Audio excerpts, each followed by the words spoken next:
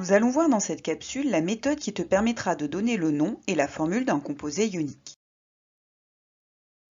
Tout d'abord, un composé ionique est constitué d'un type d'anion, c'est-à-dire d'ion négatif, et d'un type de cation, c'est-à-dire d'ion positif. L'ensemble de ce solide est électriquement neutre, ce qui veut dire qu'il y aura autant de charges positives que de charges négatives. Pour écrire la formule d'un composé ionique, il te faudra d'abord écrire le cation, puis l'anion juste après. L'ensemble devra toujours être neutre et aucune charge n'apparaîtra. Voyons tout de suite comment cela fonctionne avec un exemple. On désire trouver la formule du composé ionique formé à partir des ions Na+ et Cl-. On commence tout d'abord par repérer le cation, qui est ici Na+, et l'anion, qui est ici Cl-. Puis on écrit le cation en premier, collé ensuite à l'anion. Avec un ion Na+ et un ion Cl-, je vois que la charge positive de Na+ est compensée par la charge négative de Cl-. Donc mon composé ionique est neutre avec un de chaque. Il suffit donc d'enlever dans sa formule les charges positives et négatives pour avoir la formule de ce composé ionique qui est NaCl. Voici un deuxième exemple un petit peu plus compliqué. On désire trouver la formule du composé ionique formé à partir des ions F- et Ca2+. Comme tout à l'heure, on repère d'abord le cation et l'anion. Mon cation est ici Ca2+, et l'anion F-. On commence par écrire le cation, puis à côté l'anion. Je vois ici que pour compenser la charge 2+ de Ca, il me faudra 2 ions F-. En effet, en ayant 2 ions F-, j'ai 2 charges négatives. Dans Ca, j'ai 2 charges positives. L'ensemble sera bien neutre.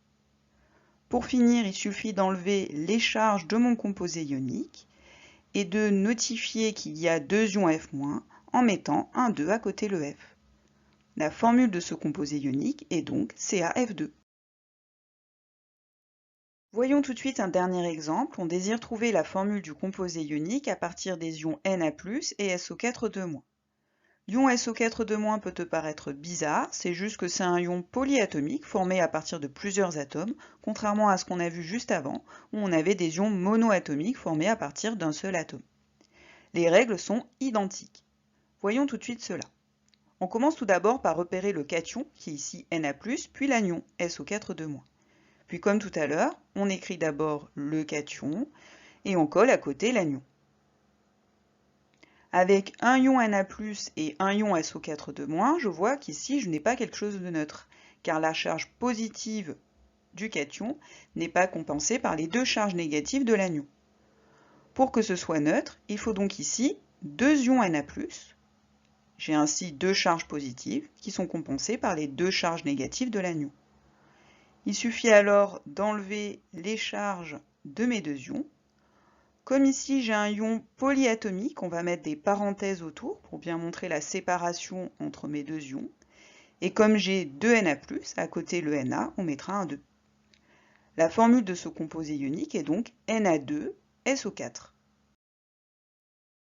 Nous allons voir maintenant comment nommer un composé ionique. Pour rappel, on a vu tout à l'heure dans la formule d'un composé ionique qu'on écrivait d'abord le cation, puis l'anion.